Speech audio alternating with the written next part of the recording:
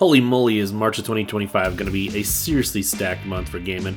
It's only the first week, and I think I'm already broke from this week's releases alone.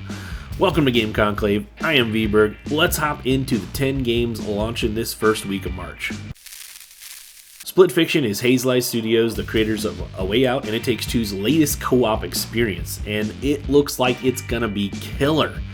In Split Fiction, we'll be playing as Mio, a science fiction author, and Zoe, a fantasy author who have become trapped in a simulated reality version of their two novels that are getting, smushed up together or something. This is all happening because an evil tech company is trying to steal their ideas. Like that would ever happen in real life. These two strangers will have to learn how to trust one another and overcome all sorts of puzzles and obstacles that their own imaginations are throwing at them.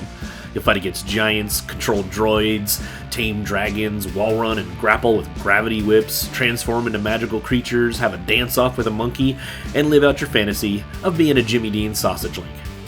And just like their previous titles, when you purchase a copy of the game, it comes with a friend pass that you can give to another person to play the game with you for free. And cross-platform play is going to be supported from day one. So grab your best bud, grab your kiddo, grab your significant other, in whichever order you please. And hop into what's sure to be one of the best games of the year. It's going to be dropping on the Xbox Series X, NS, PS5, and PC on March 6th. Really? What? Suikoden 1 and 2 HD Remaster Gate Rune and Dunan Unification War is a gigantic mouthful for two bite-sized RPGs, and it's finally dropping this week. These games are dense with world-building, lore, and tons of options for party customization, and you're probably all delighted it's finally going to drop, so y'all shut up about it, but yeah. Suikoden 1 and 2, what you do is you'll recruit 108 characters to join your forces in a fight to restore peace and justice to war-torn lands. You can name your character, and in the first game, you play as the son of one of the 5 great generals of the Scarlet Moon Empire. Teo McDole is your dad. And as is expected of a noble military family, you're going to be joining the military, and you kind of find out that not all those who serve are as loyal and just as your father and his lieutenants. In the second game, you play as the son of a martial artist who joins the military with his best friend, only to find out that serving your country sometimes comes at a cost you didn't think. Both games are filled to the brim with a politically fueled storyline about governance, warfare, loyalty, and the bonds of friendship. You'll be recruiting allies from all walks of life, including innkeepers, martial artists, knights, painters, detectives, wandering swordsmen, chefs, wolves, and squirrels. All of this plays out in a 6-person turn-based battle system, one-on-one duels, strategy battles, a plethora of mini-games. You can customize your party's rune setup to build them for damage, support, or healing. Do keep in mind, though, there's a hidden affinity system. Different characters are better suited for different types of elemental magic. So if you notice one of your mages is, beast mode with wind magics, but his fire spells seem to be a dud, it's probably that his hidden temperament, makes him ill-suited for that kind of magic. So, yeah. This is a phenomenal collection of two of the best and most underrated games from the PlayStation 1. And you can play them easily now at a significantly cheaper price than the secondhand copies go on eBay. It's dropping on the Xbox One, Xbox Series S and X, PS4, PS5, Switch, and PC on March 6th.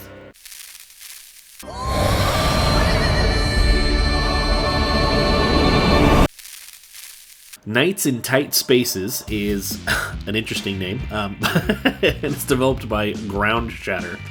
This turn-based deck-building strategy game has an absolutely awesome looking aesthetic. These animations are really cool. There's a really kinetic sense of motion to them, which is fun because it's actually a turn-based game. But, you'll build up a party, synergize your deck, utilize team-up moves, and route your enemies.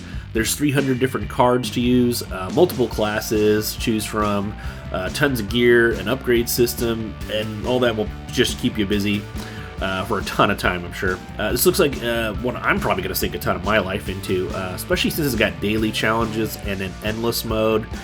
Me and my wife are always suckers for that stuff. So this one's going to be hitting PC on March 4th. No word yet on any potential console releases, but if they do happen, we'll be sure to let you know.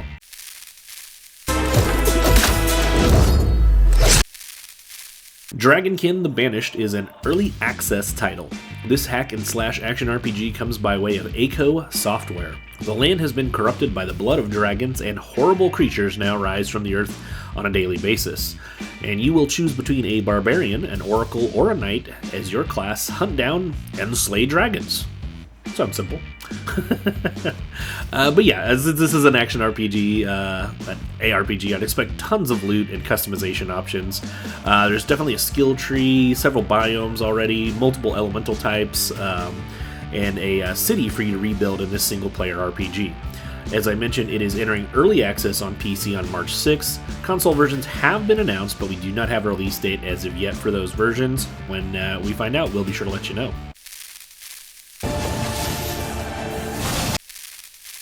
Age of Mythology Retold was previously an Xbox exclusive on consoles, and it is finally hitting the PS5. This is one of the best real-time strategy series out there, and this is just the first entry in the Age of Empires series that will be hitting the PS5. In Age of Mythology, you choose between the Greeks, the Norse, the Egyptian, or the Atlanteans and their myths and gods, and help build up your kingdom. You'll command legendary monsters and summon the powers of your chosen god to smite your foes.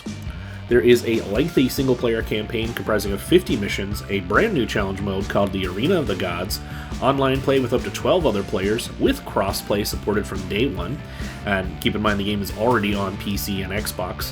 You can also play against enemy AI on randomly generated maps, ensuring an endless supply of strategic battles. And there's even an expansion already dropping based on Chinese folklore, with a second one in the works. The game is dropping on PS5 on March 4th. Chernobylite 2 Exclusion Zone is another early access title. This post-apocalyptic first or third-person RPG is the sequel to the first Chernobylite. Both games were developed by the Farm 51. You can build your character for guns, melee, or stealth, recruit companions, and to build a base.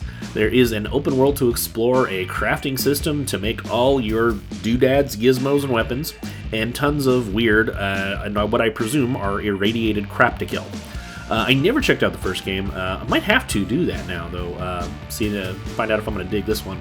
I love post-apocalyptic settings, so if that's your jam and you don't mind early access titles, it's hitting PC on March 6th.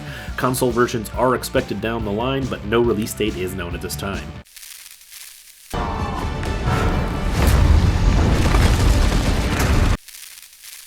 Fragpunk is a free-to-play 5 vs 5 first-person hero shooter where you utilize cards that will alter the rules of the game to buff you and your party or debuff your enemies.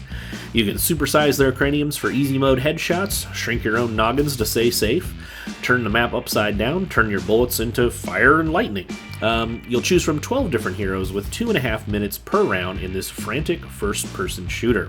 It's going to be releasing on the Xbox Series S and X, PS5, and PC on March 6th, and it will support crossplay between all platforms at launch.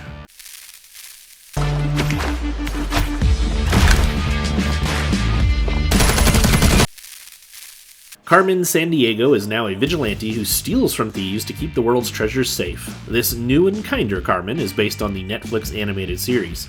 You'll use various gadgets and gizmos as you trot around the globe solving puzzles, platforming, and investigating the criminal syndicate Vile.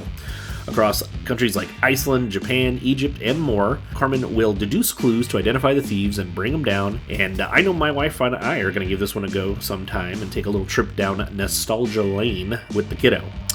Carmen will adorn her crimson cap and get up to some reversed capers on the Xbox One, Xbox Series X and S, PS4, PS5, Switch, and PC on March 3rd.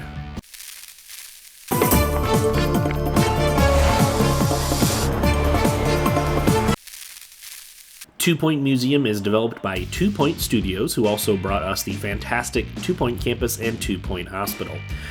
These little simulation titles are tons of fun and charming.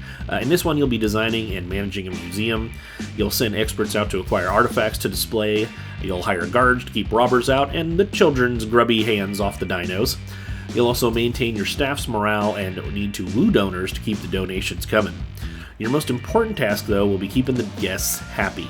You gotta make sure that the toilets are tidied, the refreshments are ready, and the gift shop is filled with goodies. There's over 200 exhibits to acquire and display, and over 300 decorative items to unlock. If you've never played a 2-point game, they are just, like I said, really fun tycoon slash, management sim games. These are some of the best developers out there for that genre. If this is your jam or something you want to check out, this one's going to be hitting the Xbox Series X and S, PS5, and PC on March 4th. You can't spell museum without you and me. Sorry, We're Closed is the name of the game. No, we haven't closed up shop, so. Sorry, We're Closed is the absolutely bizarre-looking, old-school tank control style, alone-in-the-dark inspired survival horror game with first-person shooting elements tossed in? Yeah, I don't know. Everything about this game looks unusual, but kind of in a damn fun and interesting way. You'll play as Michelle, who must use her third eye to uncover secrets and solve puzzles in her final days of life, as she's been cursed by a lovesick demon. The game features an RPG-like dialogue system, allowing for player choices and multiple endings. So if you're looking for something strange and unusual, check this one out when it launches on the Xbox One, Xbox Series X and S, PS4, PS5, and Switch on March 6th. And PC versions are already available.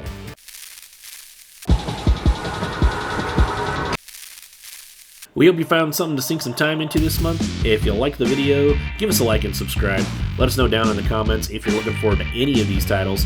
And as always, from all of us here at Game Conclave, thank you so much for watching.